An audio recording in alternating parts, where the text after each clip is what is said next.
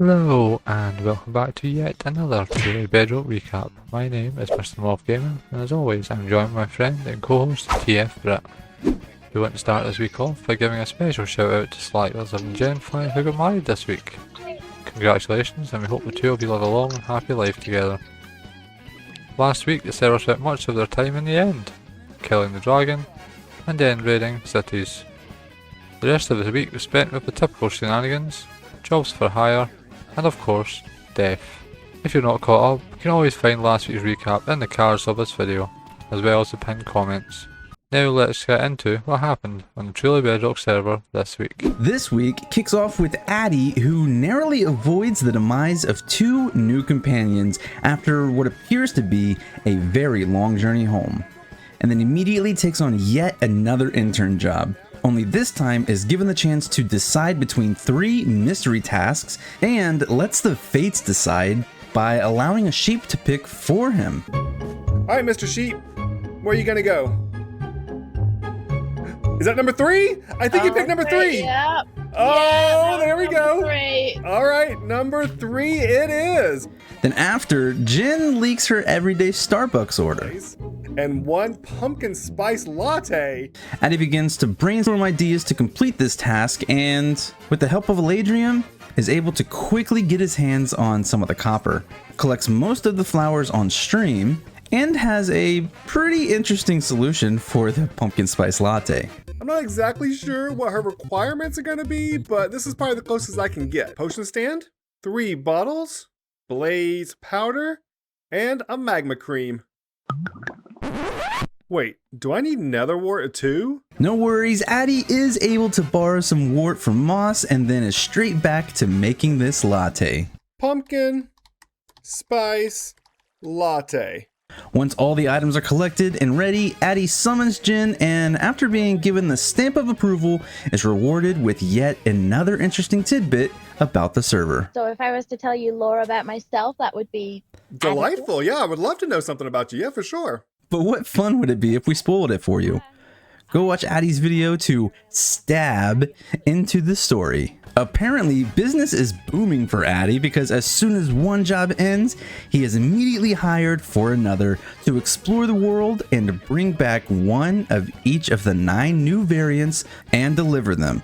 The snowy taiga is home to the ashen wolf. The old growth pine biome is home to the black wolf. The old growth spruce forest is home to the chestnut wolf. The taiga biome is home to the pale wolf. The sparse jungle is home to the rusty wolf. The grove is home to the snowy wolf. The savanna plateau is home to the spotted wolf. The wooded badlands is home to the striped wolf.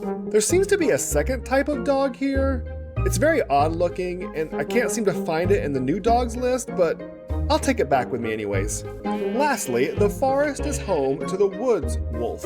Apparently, according to Addie, there's 10 new dog variants, and then delivers them safely to Moss, and this time receives double the payment. Yes. Okay, so I had to go dig around for a couple. Episode 0, Season 0 of Truly Bedrock dropped in January of 2019. 19. Oh wow. So like almost 4.5 years ago? Yeah. There, we gave you one, but to hear the second, you know what to do. Eladrium starts this week struggling to climb Slice Parkour House, and just as we saw last week from Addie's perspective. But persistence pays off, as eventually the final jump is made, and Eladrium now has his second secret tome. Now only if we knew what that meant. What? Yes! There's more of them! Once that task is achieved, Eladrium shows us some progress of his own base, which so far has a simple villager breeder, and the babies from that breeder are transported via the nether to fuel his iron farm. That's all so far for Eladrium, but I'm sure we'll hear more from him again before the week is done. Theara is also finishing up from last week's events. His first thing we see from this week is meeting up with the others to take on the dragon. Or should we say, dragons? Alright. Hey, hey, let's go. No! What did you have? Oh, no. Pork chop? Oh, what Fish? an angle! Yes. Look at that! Yes. Nice. About- Action oh, shot. And then went end raiding and managed to get a good amount of loot and of course an elytra. Oh, and that one left, of course. Elytra! That was incredibly unceremonious on my part. and then took the express route back to the overworld where she speaks of ideas to build a proper iron farm in the very near future. This is a trading hall. I need to figure out where I'm even building the actual iron shop, to be honest. It's going to be a rather tall build, and there's not really a whole lot else built around here yet. Jin starts this week high up in the sky on some white wool. I wonder if that's foreshadowing her wedding later on this week. Anyway, we start with Jin meeting Moss at spawn, who seems to have an odd choice of food. Amazing tart cherries here. Oh, ew, dude. I don't feel so good. That's not a cherry, dude. Jin decides to lean into the insanity and delivers a shulker with a ton of spider eyes directly to Moss's house, and then hires Addie to complete the mystery task we saw just a little bit earlier, and then has a very Peach Lovin' Plants approach to killing a drowned that stole her gear, How'd you like them apples, huh? and eventually gets back to the shopping area to put up a stall shop to sell miscellaneous early game items for cheap. And immediately after is back to her base when Addie arrives with the news that his task has been completed, and then ends this part of her week by checking up on her profits at the pop-up shop. JC's coming in hot, starting this week off in the one place most of us try to avoid, the Nether. She must be feeling extra brave as she bridges straight out in the middle of a lava lake, and as expected, it runs into a fair amount of trouble along the way. What's getting me now? Oh, skeletons! Oh my goodness, don't let me die. I'm just gonna come and hit you, skeleton! Grr. Go away! Go away, you were supposed to not see me! Run away, run away, run away, run away, run away! There's too many, too many, too many, too many, too many! No, he made me jump so bad. Oh, I hope this doesn't. Oh, I hope this. Oh, they're coming, I'm running. But after a bit of struggling, finally manages to make her way to the mining desert to collect resources for her starter base. In what seems too typical for her, she gets distracted by nearby animals. Can I get on you? Excuse me. Oh, I'm still on it though. I can't control him. But I'm riding a camel. This is the first camel I've ever ridden. I feel extremely special. Once back at spawn, she hires Addie for the cow breeding intern job that we saw last week. Then goes on a bit of a mining trip and manages to get an impressive amount of toot loot, and then ends with a quick time lapse building her starter house, which appears to be a self-portrait style statue. Look, I'm inside my own head. Rogue is back in the Nether, still rocking the iron armor, and just like last time has made his way to the center of a bastion and found another upgrade token. However, this time he also takes on the rest of the bastion and, well, even manages to find a second upgrade token. Because apparently everyone on the server has more luck than I do playing this game. Anyways, after that, Rogue shares his perspective of the dragon fight, and of course, obtaining his first elytra. That off, perfect, and I am good. Got myself a few shulker shells, got my elytra, so it's time to get out of here. And then makes it safely back home with his loot. Zloy opens with a very ominous breakdown of his plan. In today's episode of Truly Bedrock, we will finally have our revengeance against the perpetrator Smurf, who decided to fill my area with crafting benches for seemingly no reason on the very first day of the server's existence. And apparently the first step of revenge is to make the blue HQ blue? Kinda seems like more of a favor than revenge, but appears to have been caught red-handed. Or should we say blue-handed? Smurf sometimes plays within my time zone. Looking kind of suspicious, jumping around. Sir? Hello?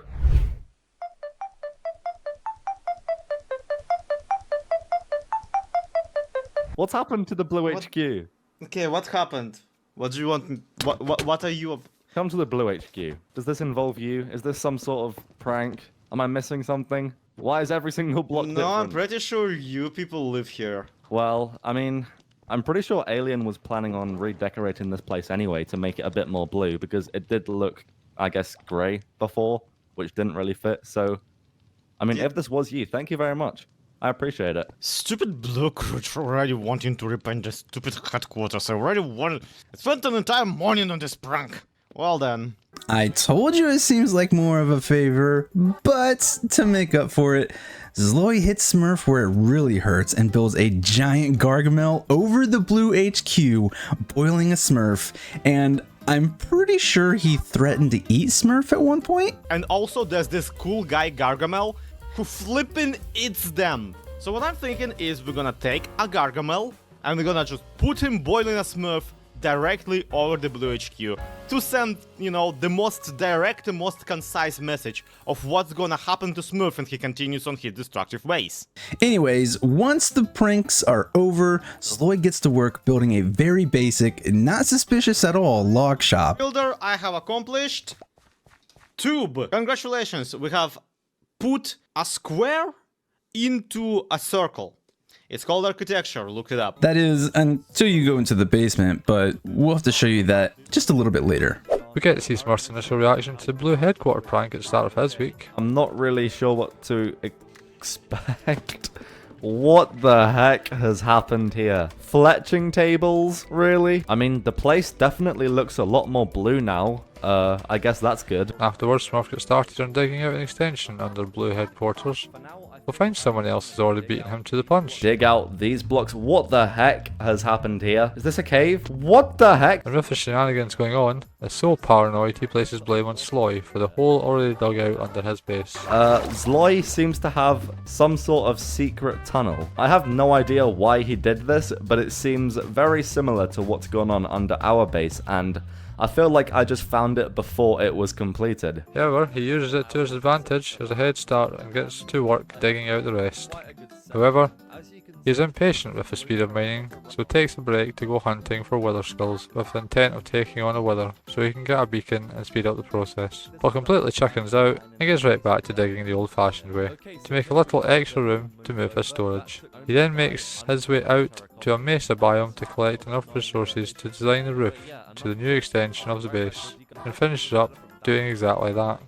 Silent logged onto the server only to see that his base had been completely covered by a cauldron, and then remembered that he had previously caught and tamed the best horse in all of Minecraft. Are you a good horse? Oh, you're not even a good horse. Oh, look at this jump height. Oh no. How high can you jump? I can't even see your feet leaving the ground, sir. Is that half a block? I don't know if I still love you. I'ma be honest. Next, we see Silent kidnapping a few villagers from their homes, locking them away in tiny little boxes inside of his crafting table, and then builds a super secret iron farm / trading hall in the middle of spawn. Lastly, Silent uses his newly built super secret trading hall to get himself fully enchanted max gear. Now the only thing is missing is netherite, and I'm willing to bet that's exactly what we see in his next video. More levels in order to put all the final enchantments on our tools, which means that we should build an experience farm in the next episode. On second thought, it's probably going to be an experience farm. On to Alien Doctor now, whose episode focused on how end raiding made him rich. Well, that was the name of the episode, and he definitely showed us that. He began with traversing the end in the flying machine with the other members of the server, defeating the Ender Dragon 3 times, and end raiding. I gotta admit, his flying leaves a lot to be desired though. After he meets up with Jay-Z, Theara, and GeoGirl. They even found time to mention a UK soap opera I've never heard of. Coronation Street. Why I'm so Yeah, what was that? Sorry. Why? I don't know why my brain does this. It just, it was supposed to be like, wah, wah, wah, wah. It was great to see the alien was making friends on the server. Sadly though, it ended as so many end raiding trips do. Hell rooms I hate more, but oh no, no, no, no, no. No, alien! What are you? Please tell me you're at the ground and not the side of something. Oh, someone broke the bed. Come on now. Sorry, alien. It happens to the best of us, but that loot was definitely worth it. With some half bad loot from it. As you can see here, I have 7 elytras in total. Oh look, Slack's back. He begins by telling us he's going caving. But wait, this is Slack Lizard. He isn't going to do it the traditional way. Get away from there, get away from there, get away from there, get away from there. Please go in there and die. Please do not go badly for me. Everything's fine. There's nothing to see here. Just a wither suffocating in some bedrock. Everything's fine. That's right, he finally got himself a beacon. After a short trip to the shopping district for iron, realises he's forgotten one important thing. What is it? The smithing table. I still don't have the netherite to play the trade right. I'm smelting that down for absolutely nothing. Nothing. He then proceeds back to the shopping district where his gem box definitely got a workout, with him forking out 20 diamonds for a netherite smithing template. I don't care. I genuinely don't care what the price is right now. Give me that. You. An impulse buying from the bits and bobs cart. You know what? I want that.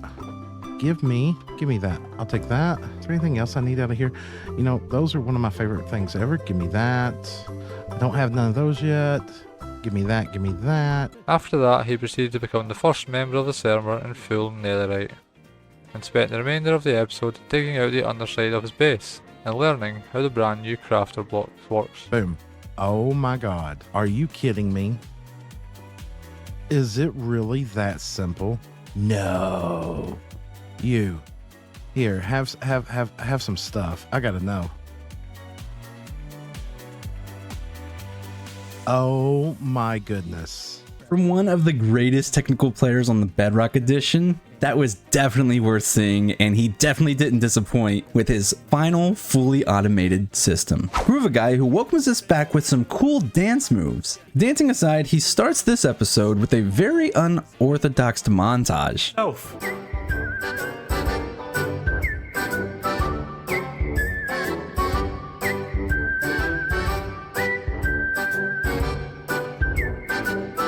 Joking aside, he spent the episode, in his words, picking the scrap from the end and making a very OP clutch while building up to the end ship. Pro moves, Groova, and as a prize, you get... Can't believe it. No, someone's been here. Well, I'll take the fire protection. Sorry, Groova, I guess the life of a scavenger isn't for you. Someone died here. That might actually mean that I've got a chance of a set of wings here. Okay, consider me corrected. Yeah, they went straight for the wings. Nope, just kidding. I was right. Geo Girl starts off blue in honour of the blue crew, and then shows us a bit of an update to her base with custom chorus fruit trees. She then, after a little bit of show and tell, is flying off towards a witch hut to collect a pet cat, and only after a few moments she's able to quickly find said cat, tame it, and head back home. 3 fish! And he's mine! She uses the journey home as a good excuse to gather some easy resources, and even manages to pick up a skeleton horse on the way home. Yeah! Skeleton horse! Eventually it does make it home with her cat, coal, and brand new horse. Overall, a pretty lucrative journey. Smurf is back, and just like last time, opens at Eladrium's base, and also just like last time, is immediately met with a prank. What? Okay, well, is that a cauldron? Somebody's replaced Silent's crafting table with a cauldron, apparently. What even is this? Oh my god, is that... I don't know what I'm looking at right now, but there appears to be extreme griefage on the blue HQ. Who is this? I feel like I should probably understand this reference. Okay, after a little bit of research and head scratching, I think these are 2 characters from the Smurfs. And being the naive, uncultured Smurf he is, had no idea who Gargamel is or the references captured in this S-tier prank. Why aren't these Smurfs easier to live with? They're driving me stark raving Smurfy! Anyways, he proceeds to obtain ancient debris by first undressing all the sheep he could find, and after making a short time lapse...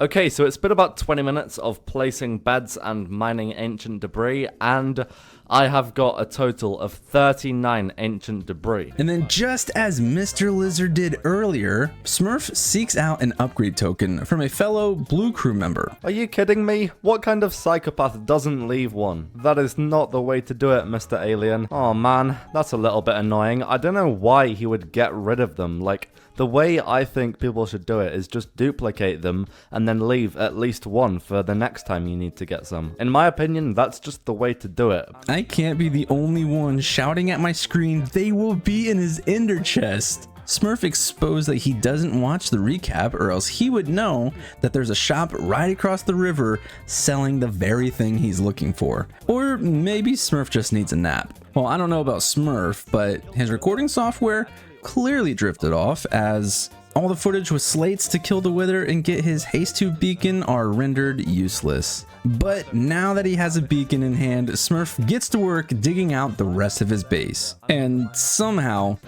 breaks his netherite pickaxe. Oh no, my pickaxe broke. Oh man, well, I guess we're using the fortune one for a bit. But eventually does get the rest of the section dug out, but for some reason isn't satisfied, so he sets the goal of digging the entire thing down to bedrock. Gonna go all the way down to bedrock level. And gets pretty close in this episode alone, but takes a short break after reaching deep slate level. Careful, Smurf. You'll end up more blue than you already are in that pile of snow blocks. Chloe's back again, and this time get started on the secret part of his shop. Oh, he's up to his shenanigans again. So you go into the painting, and there's a second secret passage behind the painting. Before he can even begin, first step is spoiled by a peeping Smurf. Every time I see Smurf, he's in... See, this. Like, it doesn't take... There is an open door here. And he still took the painting. That doesn't surprise me. But then shows us a bit of a progress update on the shop. He then shows us that you can access the secret shop using the secret tome 1 as a key. Haha, there's a secret passage. Well, there isn't anything in this secret passage because, you know, who would even put another secret passage into a secret passage? That's just like secret passage inception. Unless... Aha! And do you hear it? I absolutely added a musical tone before the door opens. It's just taking its time because this is a slow XP redstone. It's always gonna be slow. It's not quite finished yet, and he currently only sells dark oak and spruce. Oh, and there's of course my favorite part. Zloy's wood shop. No illegal activities here, move along. Chloe then gives us an in-depth explanation on his family tree. There's a ton of them in this game. Every villager profession has its own zombified skin, and every biome has its own variant of every villager profession. Then there's drowned, then there's husks, and then, okay, there are also skeletons. So I'm very much looking forward to somehow getting a new bogged skeleton to show up in this plotline. It ends the week dropping this bombshell on us. I am low-key considering maybe running for the mayor of the shopping district, or at least something like that. That never has been a position on Truly Bedrock. Another week up and another week down. This week we saw a variety of content as the members have started to branch out and be a tad bit more independent. We also learned that with enough preparation, you can still get your favorite Starbucks drink even inside of Minecraft. But that's going to do it for this week. We'll see you all in 7 days. Alien! Ow! We love you! Your friends! We love you, Alien! Alien, come down! We want to talk to you! We want hugs! We need hugs! All of them! We just want to be your friend!